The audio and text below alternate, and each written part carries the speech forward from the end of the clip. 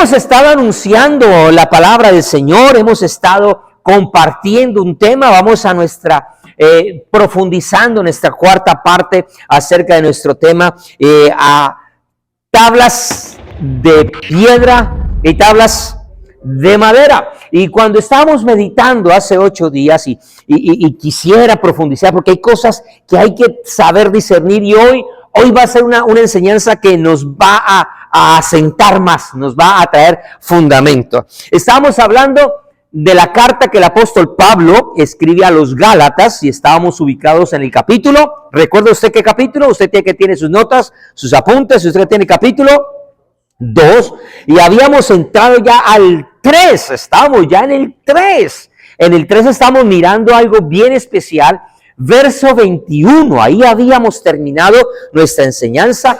Ya usted le va a salir la proyección allí. ¿Usted trajo su Biblia? ¿Tiene su Biblia? Qué bueno que usted viene con su Biblia física o electrónica. Téngala allí, subraye las palabritas, todo lo que usted pueda tener allí a punto va a ser importante. En el verso 21, verso 21 dice: luego la ley es contraria. Es una pregunta, ahí habíamos quedado. Luego la ley es contraria a las promesas de Dios. Ahí está la pregunta. Y entonces el apóstol Pablo respondía. ¿Qué dijo el apóstol Pablo? Dígalo fuerte usted. ¿Qué dijo? ¿En ninguna? Ahí lo tiene usted proyectadito, sí. Entonces yo quiero preguntarle, y usted me va a ayudar en esta enseñanza de hoy. Yo voy a preguntar como si yo fuera Pablo. ¿La ley es contraria a las promesas de Dios? Y usted va a responder: eso, con fuerza. Estuvo bueno el ensayo. Muy bien, muy bien. Gracias, Claudita, por el apoyo. Vamos a decirle una vez más. Yo voy a preguntar: ¿acaso la ley es contraria a las promesas de Dios? Ahora sí ya me siento más acompañadito. Gracias. Y entonces dice: porque si la ley dada pudiera vivificar, la justicia entonces solamente fuera verdaderamente por la ley. Ahora, ¿qué decíamos nosotros?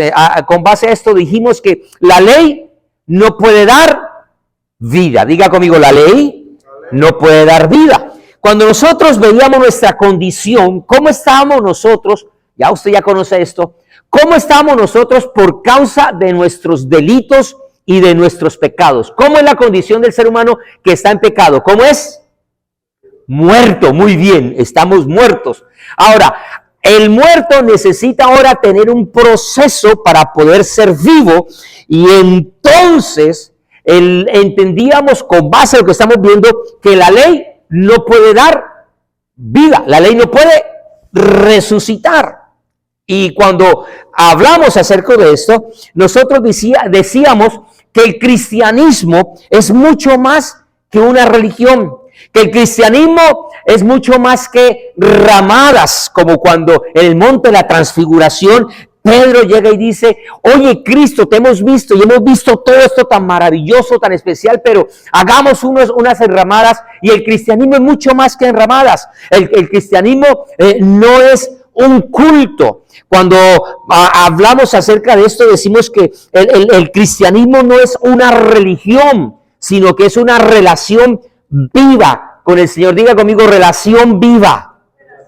Muchos hablan y muchos dicen que el cristianismo es una relación, pero yo quisiera agregarle ese adjetivo de vida, porque hay personas que tienen relaciones. Yo conozco hogares y familias que muchas veces el esposo vive en la misma casa con la esposa, pero por ejemplo viven en habitaciones separadas. Y entonces son matrimonios que uno los conoce, los ve, y por fuera ¿cómo se ven? Bonitos, agradables, pero internamente, ¿será que internamente hay esa sustancia, ese amor, ese calor, ese afecto, esa ternura? Tal vez hay muchas relaciones, pero no hay ese no sé qué, que es lo que le da la chispa. Y eso es lo que pasa muchas veces cuando a veces nosotros tenemos una relación con Dios y venimos a un culto y venimos a la iglesia y de pronto cantamos y de pronto sintonizamos una emisora o ponemos un canal de televisión, pero eso es una relación ahí, pero falta el ¿qué? Falta el ¿qué? El sabor, falta la sustancia, falta el amor, la vida. Y el cristianismo no es algo frío, el cristianismo es algo poderoso. ¿Cuántos decimos amén?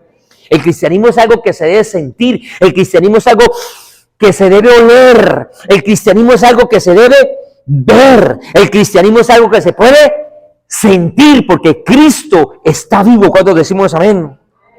El cristianismo no es una asistencia regular ahí a un lugar, a una iglesia. Cristianismo es ser la novia del Cordero en todo tiempo y en todo lugar. ¿Cuántos decimos amén? Porque es que a veces somos muy buenas novias aquí. ¡Ay, pero afuera! Afuera somos, mejor dicho, totalmente desordenadas. Y eso no es cristianismo. Cuando hablamos del cristianismo, estamos diciendo que el cristianismo no son palabras aprendidas, ni mensajes allí que a veces se dicen. Mensajes profetizados. El cristianismo va mucho más allá. El cristianismo no es intelecto. ¿Cuántos decimos amén? Porque a veces aprendemos mucho de Biblia y mucho de teología y mucho de conceptos y aprendemos mucho, pero el cristianismo va mucho más allá de esto. Cristianismo, mi hermano y mi hermana, no son cánones doctrinales. El cristianismo es que se desarrolle la imagen de Cristo en cada uno de nosotros, que su vida se manifieste en nuestra vida y que la obra de Cristo también se manifieste en nuestra vida sin cada uno de nosotros. ¿Cuántos decimos amén? Eso es el cristiano. Es el cristiano o el cristianismo, es que se desarrolle todo eso que es Cristo en nosotros y eso se manifiesta en el poder de Dios. Y ahí habíamos hablado y ahí hemos terminado. Y Pablo, recordábamos un texto que decía que Pablo en Corintios, él dice, yo no fui a ustedes a hablarles solamente con palabras, sino que yo fui a mostrarles el poder de Dios. Ahora diga conmigo poder, pero diga con poder. Eso, no, diga con un poder no de una batería de 9 voltios, sino diga poder con una descarga de 220, ahí diga poder, eso. Sí, porque es que a veces tenemos un podercito así y se nos apaga, Poder de Dios es poderoso. Ahora, vamos a hablar y seguimos entonces del verso siguiente, y aquí es donde vamos a entrar a algo neurálgico para nosotros. Más la Escritura, verso 22. De Pablo a los Gálatas, más la Escritura lo encerró todo bajo pecado, para que la promesa que es por fe en Jesucristo fue sentada a los creyentes. Ahora, lo que tenemos que decir, y permítame que usted pueda repetir allí, diga conmigo, todo fue encerrado bajo pecado.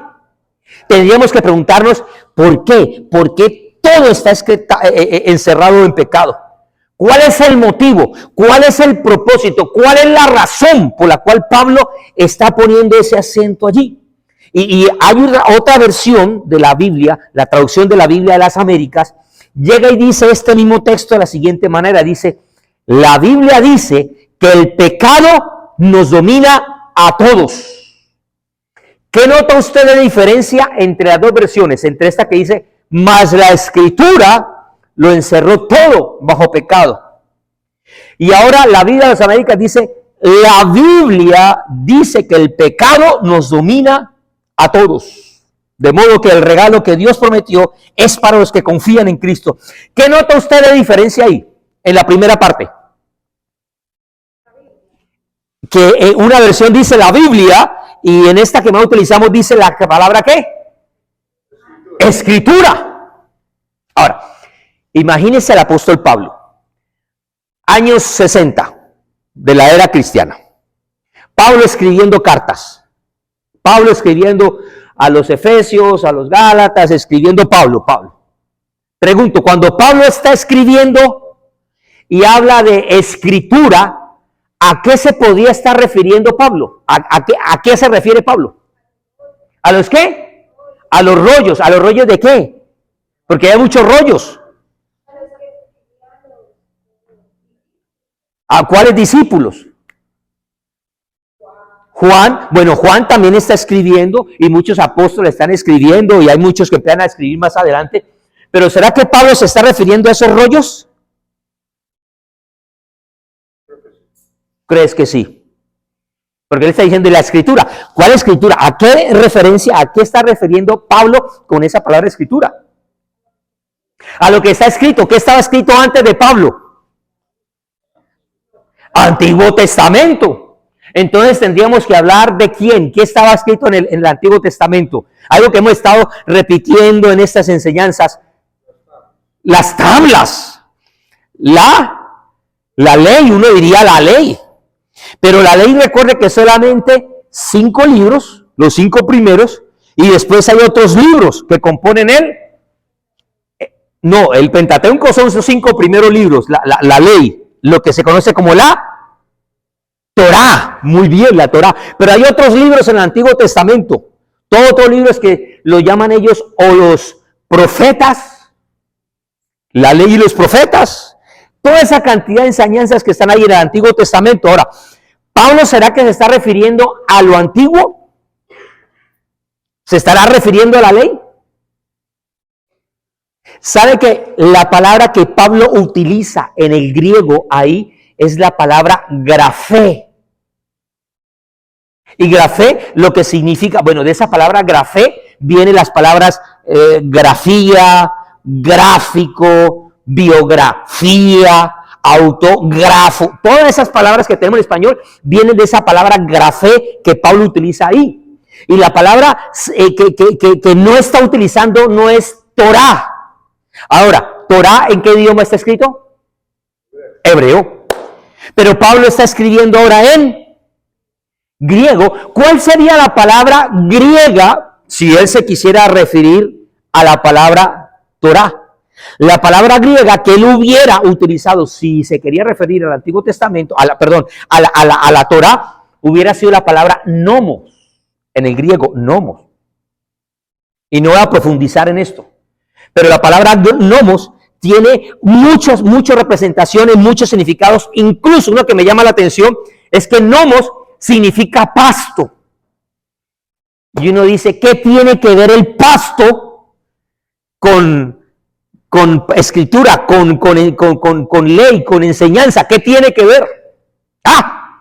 Pero resulta que el profeta Ezequiel, dado por el Espíritu Santo, en el capítulo 34, mire lo que dice el profeta Ezequiel, capítulo 34. Dice, y vosotras, ovejas mías, ¿cómo la llama el Señor? ¿Qué es usted para el Señor? Una oveja. ¿Qué comen las ovejas? Pasto. Y mire lo que dice, y vosotras, ovejas mías, ovejas de mí, pasto, hombres sois, y yo vuestro Dios, dice Jehová el Señor. ¿Qué es el sustento para una oveja? El pasto es el sustento. Ahora, la palabra, dice el Señor también, que no es solamente de pan vivirá el hombre, sino de toda palabra que sale de la boca de Dios. ¿Qué necesitamos usted y yo como ovejas para alimentarnos? ¿Qué necesitamos? Pasto, palabra de Dios. Esa es la representación. Mire las cosas como el Señor cuando escribe las cosas no es por escribir y por dar ejemplos y por dar símbolos allí. No, hay toda una representación. Pero Pablo no está utilizando la palabra ley, no está utilizando la palabra Torá, no está utilizando la palabra nomos, sino que está utilizando la palabra grafé, más la escritura. Y esa palabra grafé habla de un dibujo, de un trazo, de algo que se ha hecho, algo que dejó una marca, un documento. Está hablando de algo escrito que incluso se va a considerar ahora sagrado. Pero lo interesante es que Pablo no está mirando la ley solamente, no está mirando la Torá solamente, sino que está mirando una escritura. La pregunta es, ¿qué escritura? Una escritura tan especial que todo lo va a encerrar ¿bajo qué? Pecado. Pablo sabe que él está escribiendo algo para los Gálatas. Pablo sabe que está escribiendo palabra de Dios, porque lo que Pablo escribe es inspirado por el Espíritu de Dios. ¿Cuántos decimos amén? Él por inspiración dice, estoy escribiendo una cantidad de cartas a diferentes pueblos, y hay otros discípulos que también se están animando, y otros más adelante van a animarse a escribir también. Y la Biblia todavía no existía. Todavía no estaba el Nuevo Testamento. Cuando Pablo está escribiendo, todavía no existía lo que ustedes conocemos como él. No existe. El Nuevo Testamento o el canon del Nuevo Testamento aparece muchos años después, muchos años. Entonces ahora una pregunta, ¿a qué escritura entonces está refiriendo Pablo? Eso es lo interesante. Y entonces algunos dicen, no, ahí Pablo se está refiriendo a la ley. Sí, ¿por qué no nombró entonces Torah o Nomos si es que quería referir a eso? ¿Por qué está hablando otra palabra, grafé, que aparece en otros pasajes también? Esa palabra grafé, Pablo la utiliza en una carta que le dedica a Timoteo. Y en la primera carta a Timoteo, perdón, en la segunda, en el capítulo 3, en el verso 16 dice, y toda la escritura es inspirada por Dios y útil para enseñar, y útil para reprender, y útil para corregir, y útil para instruir en toda justicia. Ahí está utilizando la misma palabra grafé. ¿A qué escritura se está refiriendo? No es la Torá, no es el Nuevo Testamento porque aún no existía aún. Y uno entonces pregunta ¿qué? ¿Qué hacemos con eso? La interpretación entonces de Pablo la entendemos ahí cuando él dice toda. Todo lo que el mismo Dios inspiró en el pasado es útil. ¿Cuántos decimos amén? Pero él era consciente que se estaba escribiendo algo por parte de Dios en él y por parte de Dios en otros agiógrafos también, que iba a ser también útil. Entonces él está mirando en fe algo que usted y yo podemos disfrutar, que entonces se llama ¿la qué? La Biblia completa, diga conmigo completa. Toda la palabra es inspirada. Está hablando Pablo de lo que era el pasado y de lo que va a existir unos añitos después de él y va a ser inspiración. ¿Y qué hace esa Biblia? ¿Qué hace toda esa escritura?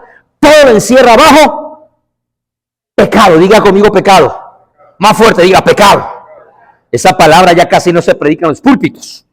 Mejor se utiliza otros sinónimos más suavecitos, pero que no suenen tan fuerte. Como las palabras, no es que yo tuve un error, hermano, yo cometí un error, cometí una imprudencia. No, yo cometí un desliz. No es que el hermano cayó, se deslizó. Esa palabra debe ser conocida. Ahora, cuando Pablo está hablando acerca de esto, tenemos que nosotros entender que Pablo nos va a pintar a nosotros un cuadro en el cual nos va a hacer entender cuál es nuestra posición, Y entonces Pablo va a utilizar una frase que nos va a hablar de una prisión, que nos va a hablar de unos barrotes, nos va a hablar de una celda y también nos va a hablar de un carcelero que va a estar allí. Y esos, a la celda, a los barrotes, al carcelero, a todo eso, él lo va a llamar, que nos tiene a nosotros encerrados, que nos tiene confinados, que nos tiene a nosotros encerrados, que nos tiene a nosotros bloqueados, que nosotros nos tiene atados, que nos tiene sin libertad, que nos tiene, todo eso, y a todo eso le llama pecado. Y la escritura sitúa a todo ser humano, y recuerde que Pablo le está escribiendo a unos creyentes como los de Galacia y les está diciendo, ustedes y yo tenemos que entender que la escritura a nosotros nos pone en un estado de encarcelamiento, que es nuestra condición de pecado. Y el pecado que hace con nosotros nos encierra. El pecado a nosotros nos bloquea. A nosotros el pecado no nos deja vivir la libertad que hemos de vivir en Cristo. No nos deja vivir. Ahora, hay muchas personas que ya dicen, no, es que yo no cometo pecados. Yo no he matado a nadie. ¿Se ha escuchado gente como así? No, yo no tengo pecados. No. Yo no soy esclavo del pecado. También hay gente que dice, no, yo no soy esclavo del pecado. La verdad es que la Escritura nos dice que todo está encerrado bajo pecado. Si alguien dice que no es esclavo del pecado, a ver, ¿por qué entonces no deja de pecar? ¿Sí? Pregunto, ¿la mentira es pecado? ¿Y cuánto mentimos? Solamente yo quedé en vergüenza. Usted no. La hermana casi también levantó la mano. Claudia también. Ya hay más, decimos mentiritas por ahí. Mentiritas piadositas por ahí. ¡Ay! Y no vamos a nombrar más pecados para no avergonzarnos ni vamos a levantar la mano. Pero hay muchas cositas que usted y yo hacemos que Dios sabe que estamos en pecado. ¿Sabe qué dice Martín Lutero? Hablando de esto, Lutero era un hombre muy piadoso y cuenta en una de sus biografías y una de sus cosas que él sentía tanta carga y él se sentía tan sucio, tan pecador, tan bajo, tan infame, él se sentía tan mal. Y él entraba a profundos momentos de oración, de quebranto. Allá él entraba a orar y decía, Señor, perdóneme, me siento mal. Y después de estar varias horas en oración, se levantaba, iba, salía, y cuando salía se acordaba que había hecho algo, que había dicho algo, y volvía a entrar otras horas a pedir, Señor, ten misericordia, ayúdame, que sea propicio. Oiga, esa convicción de este hombre Lutero. ¿Sabe qué dijo Lutero? Él dijo, cuando la ley te lleva al punto de la desesperación, deja que te lleve un poco más lejos y que te lleve directo a las manos de Jesús, que te dice, venid a mí todos los que estáis cargados y trabajados, que yo os haré descansar. Miren entonces lo que Pablo nos empieza a decir, y podríamos extraer allí para poder anunciar, decir que la ley no nos puede ayudar, la ley no nos puede ayudar porque la ley a nosotros nos encierra. ¿Por qué decimos esto? Tengo que explicarle de la siguiente manera. Quiero hacer una pregunta. La pregunta está saliendo ahí en la pantalla. ¿Cuándo? ¿Cuándo es que aparece el pecado en la humanidad? ¿Usted qué dice? Que ya conoce. Entonces, nos imaginamos ahí una línea del tiempo que está avanzando, y entonces muchas personas llegan y ponen la referencia en la historia del tiempo y nombran a Moisés. Y cuando aparece Moisés, ¿qué aparece? Diga conmigo, la ley. Porque la ley está a la gente hablando acerca de esto y menciona la ley como es lo que nos va a hacer a nosotros ver el pecado. Pero cuando nosotros miramos a Moisés, la ley fue dada más o menos para esta fecha, para el año 1450. En Éxodo capítulo 12 dice que los israelitas salieron en el día 14 en la noche del día 14 del mes de Nisán. Y que después de salir ellos tienen una travesía, y después de 3 meses Dios empieza a hablar con Moisés y aparece lo que es el inicio de la ley, lo que es el Pentateuco, lo que es el Decálogo. Ahí viene el Pentateuco, no, aparece el Decálogo. El Decálogo es una palabra que me llama la atención porque no importa tanto el término hebreo. Cuando el hebreo va a hablar del Decálogo, o sea, las 10 primeras leyes, no toda la ley, porque toda la ley se llama Torá.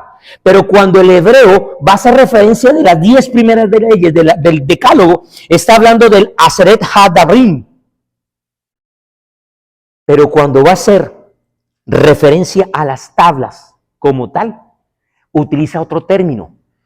Aunque van de la mano, no son lo mismo. Diga conmigo, aunque van de la mano, no son lo mismo. Porque una cosa es el elemento y otra cosa es el contenido. Una cosa es lo que está escrito y otra en dónde está escrito. Y cuando encontramos entonces que una cosa es el contenido, hablando de la ley como tal, también tendríamos que hablar de en dónde está ese contenido. Y quiero preguntarle, ¿qué es lo más importante? ¿El contenido o lo externo? El recipiente. ¿Qué es lo más importante? ¿El qué? El contenido, diría uno. ¿Cuántos han visto, por ejemplo, perfumes bonitos? Ahora que está de moda esos perfumes árabes que están llegando, no solamente nos están llegando perfumes árabes, nos están llegando novelas árabes, nos están llegando cultura árabe, y se nos metieron los árabes. Y con la cultura de los árabes se metió también la cultura musulmana y sus doctrinas ¿Y cómo tienen las universidades aquí en los Estados Unidos? ¿Cómo está eso? Miren cómo nos metieron. Pero volviendo otra vez al ejemplo de los perfumes, ¿usted ha visto las botellitas, los envases como ellos tienen? Cuando usted los ve, ¿cómo son? Son bonitos. Son unos recipientes adornados, dorados, con una cantidad de cosas. Y yo no sé si a usted le ha pasado que a veces uno compra o un libro por la portada, o un perfume por el envase, o un mango porque se ve verdecito o amarillito, pero cuando usted lo abre, cuando usted lo empieza a leer, o cuando usted se lo echa, huele feo, horrible, o el libro no gustó, o la película era muy llamativa el tráiler, pero cuando usted, no, qué película tan mala. ¿A cuánto le ha pasado eso? El aguacate verde salió todo negro, todo feo. ¿A cuánto le ha pasado eso? Entonces, ¿qué es importante? ¿Lo exterior o lo interior? ¿Qué es? El interior, diría uno, ¿verdad? Eso es lo importante. Hablando de la ley, lo importante es el contenido, la ley. Pero ¿qué pasa si usted, por ejemplo, envasa una bebida gaseosa, para no decir la marca de Coca-Cola, ya la dije? Pero ¿qué pasa si usted coge una Coca-Cola y la saca de su envase y ¡tum! La mete en un frasco? En Venezuela dicen en un pote de pintura. ¿Qué pasa? ¿Se conserva la Coca-Cola? Por unas horitas. Después se echó a perder. Así que entonces en la industria de alimentos, por ejemplo, han entendido que no solamente es importante el contenido, sino que si el contenido es importante, también se necesita tener un buen envase. Entonces déjeme preguntarle a usted, ¿qué es más importante, el contenido o el envase? El envase nos pasa lo contrario. A veces bonitos envases, aguacates verdecitos, todo, pero cuando uno va a mirar, mal contenido. Entonces ahora sí, para usted, ¿qué es más importante entonces? Ni de los dos importante. Ahora, traslademos eso al cristianismo. Hay cosas que solamente se dedican a la fachada externa, a lo que se ve, al envase, pero no hay contenido. No se valora el contenido. Ahora, ¿de qué nos sirve a nosotros decir que somos cristianos consagrados, que oramos, que tenemos buen contenido, si no mostramos al mundo, si no mostramos realmente que es Cristo? Como le decía yo a mi esposa, ¿de qué le sirve uno como esposo decirle a la esposa, te amo, pero por otro lado estirando la cabeza y está? ¿Sirve? No sirve. Y ahí tenemos todos que cambiar cuando decimos amén. Volvamos al tema de la ley, del decálogo. Cuando Dios da la ley, ¿quién la dictó? ¿Quién la dio? Dios. Y déjeme preguntarle, ¿cuál fue el envase donde Dios puso la ley, sus parámetros? ¿Quién? ¿En qué se puso? ¿En qué? En tablas de piedra. Y ahora déjeme preguntarle, no quién la dio, sino quién la escribió. ¿Quién la escribió? El mismo Dios, dice la Biblia, que el mismo Dios con su dedo llegó y puso los 10 mandamientos. Y ¿Usted acuerda de ese pasaje? ¿Y qué hizo Moisés con esas tablas? Cuando va descendiendo y va a ver todo el pueblo, ¿qué estaba haciendo el pueblo? Pecando con ídolos, adorando el becerro, toda esa cosa. ¿Y qué hizo Moisés? ¿Qué hizo? Le dio piedra, le dio rabia. Uy, cuántos errores cometemos nosotros con rabias y con iras, y cuánto no decimos. Mire, Dios, yo no sé por qué Dios le puso a un hombre que supuestamente era manso, el más sobre la tierra, y le da ese tesoro de cargar las tablas escritas por la misma mano de Dios. ¿Por qué se las dio? Y ese hombre al final, ¿qué hizo? La rompió. ¿Usted se imagina si las tablas hoy existieran? ¿Usted imagina? La gente haciendo procesiones a Jerusalén, a Israel, o al Sinaí, a cualquier lugar. Mire, estas tablas fueron escritas por el dedo. La gente idolatrando eso. Porque es muy fácil desviarse la atención entre el contenido y el frasco. Y es posible que estuviéramos adorando el frasco, las tablas, el material como tal, lo externo, y no el contenido. Y sabe que eso también nos pasa a muchos cristianos. A la Biblia la tenemos en un lugar tan sagrado, por allá tan intocable. Eso ya ni la leemos. La adoramos, la idolatramos. Yo vi un video donde una pastora tomó una Biblia y la puso en el piso, como en época de fútbol americano, y estaban haciendo parodias y pateaban la Biblia, y eso se escandalizó. ¡Ay, patearon la Biblia! ¡Ay, patearon la Biblia! Otro pastor empezó a arrancar las hojas de la Biblia y ¡ay! Atacó la Biblia, rompió las hojas de la Biblia. No sé si usted vio eso. ¿Cómo lo atacaron? Y hay gente que abre la Biblia en el Salmo 95, así, en el 91, lo tiene ahí para las malas influencias, porque a veces se vuelve un ídolo. Los contenidos, lo externo, los recipientes. Pero ¿y nosotros qué? El contenido no. Ahora, ¿cuándo aparece el pecado? Cuando la Escritura empieza a registrar que el problema del ser humano es el pecado. ¿Será que fue con Moisés o será que fue con quién? Fue con Adán. Y cuando estamos hablando de Adán, estamos hablando ahora que más o menos 4,000 años antes de Cristo es cuando empieza el gran problema de la humanidad. El problema está con que mucha gente quiere solucionar el pecado de la humanidad. El pecado lo quiere solucionar con Moisés y no ir a donde aparece el pecado. La ley entonces aparece y la ley empieza a decir esto sí, esto no, y entonces se inventa, o mejor dicho, mejor no se inventa, no puedo utilizar palabra, aparece una serie de leyes dentro de la ley. Algunos dicen que son 613 mandamientos, no solamente el decálogo, 613. Alguien dijo, bueno, ¿y cuándo aparece? ¿Quién se puso a contar si realmente son 613? Resulta que en el siglo III, el rabino Silai fue el que se puso a organizar y dijo por primera vez, hay 613 leyes dentro del Antiguo Testamento.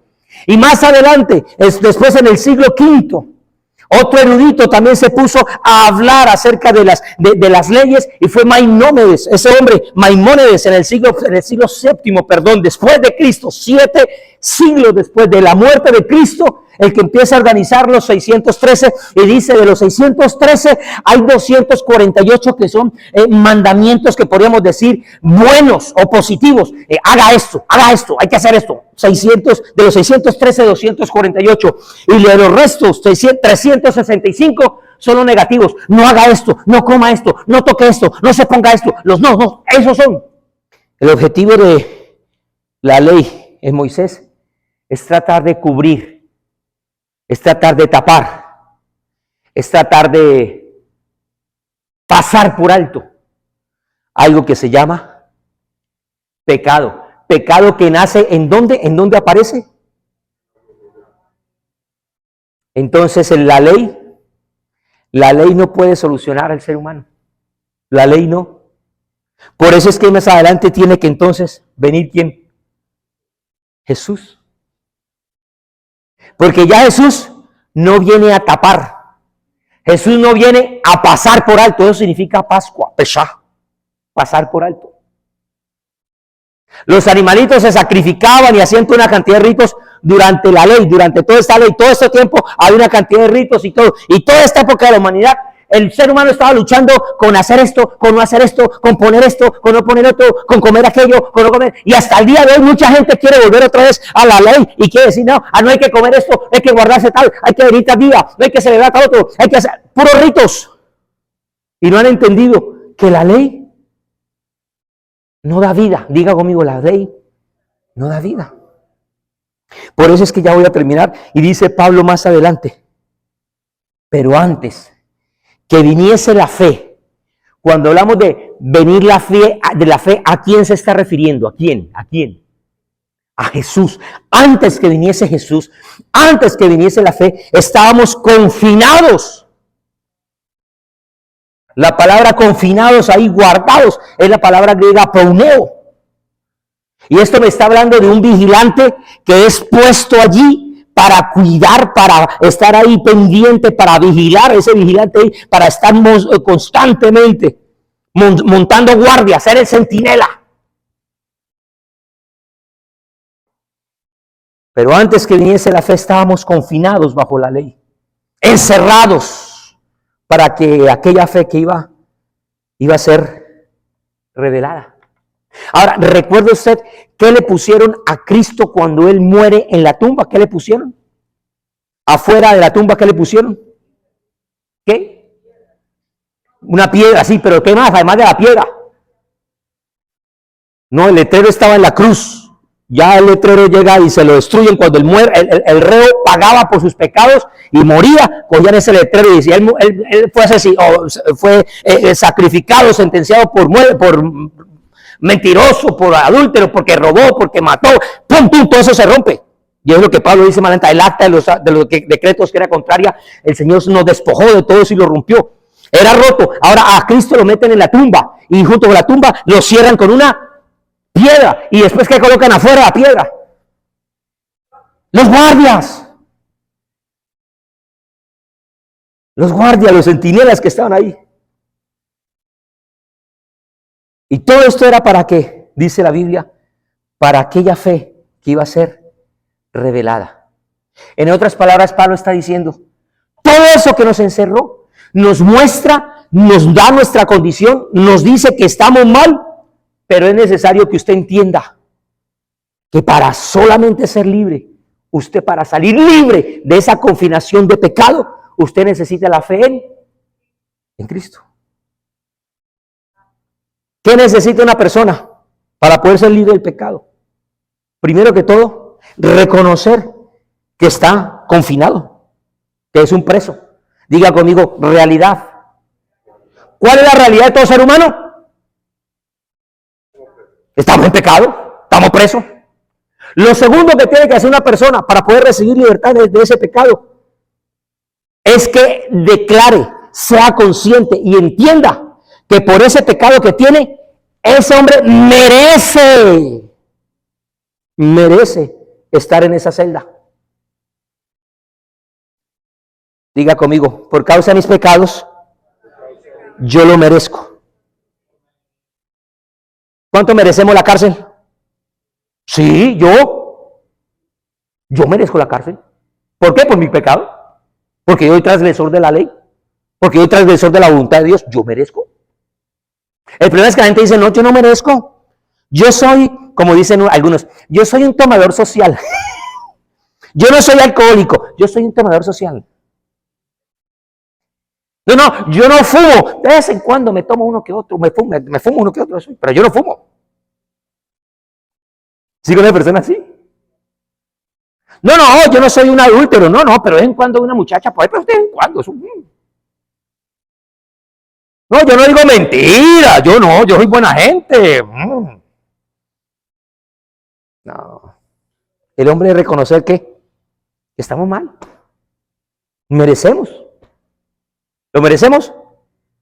Amén. Ninguno dijo amén, pero sí. Lo tercero que se necesite es tener la humildad, diga conmigo humildad, para reconocer que hay alguien más allá del carcelero. Diga conmigo, hay alguien más allá del carcelero. ¿A cuántos de los que estamos aquí nos han puesto tickets de tránsito, por ejemplo? Por velocidad o por algo. Levante la mano. Uy, bienaventurados los que no leí. Mire, el policía, cuando lo detiene a uno, él puede decir, ¿le pongo o no le pongo el ticket? ¿Cierto? Pero el momento que usted lo pone, así usted le llora al policía, el policía puede hacer algo por usted. Después de que usted transgredió la ley, puede hacer algo por usted. Usted tiene que después ir ¿a dónde? Al juez, a la corte. Y es el juez el que le va a decir esto o aquello, o a favor o en contra, le pongo, le quito, es él. Cuando nosotros miramos esto de que la ley es el centinela, es el guardia, es el policía. ¿Puede hacer algo por nosotros? No. Entonces, ¿a quién tenemos que ir? ¿A la ley? O mejor vamos al que puede condenar. O ir al juez, que es el que da sentencia. Porque es que por nuestras propias obras nosotros no podemos. Si yo pudiera salvarme por mis propias obras y acciones, por comer esto o aquello, por guardar X o Y día, entonces yo sería el propio salvador de mi propia vida. ¿Y eso es cierto? No lo puedo hacer. No lo puedo hacer. Póngase por favor por fe, de pie, para que terminemos. ¿Cuántos de nosotros reconocemos que somos pecadores? Amén. Diga un amén con eso. No hay cordisimulo, hay entre dientes. Yo sé que no sería un motivo de orgullo decir, soy un pecador. Sí, yo sé que cuando uno ha fallado, ¿cómo se siente uno cuando ha fallado? Cuando vienen delante de uno como pastores, ¿cierto? Ay, pastora, es que yo hice esto. La gente, ¿cómo viene? Venimos agachaditos. Yo sé que nadie da aquí da testimonio. Hermanos, quiero orar que esta semana yo adulteré. ¿Usted ha visto los testimonios en la iglesia? No. No, eso no se ve. Pero así como tenemos la honestidad y la humildad de decir, sí, he pecado. Hay gente que ahora dice, Señor, si en este día he pecado, Señor, perdóname. ¿Se escuchó así? Señor, sí he pecado. ¿Cómo que sí ha pecado? ¡Hemos pecado! Ah, dígame. Un día, pastor, fui a predicar una iglesia y antes de yo ir a predicar, dice el pastor en los anuncios y todo que está hablando, interactuando con la iglesia, dice, yo me acuerdo cuando yo pecaba y yo abrí, wow.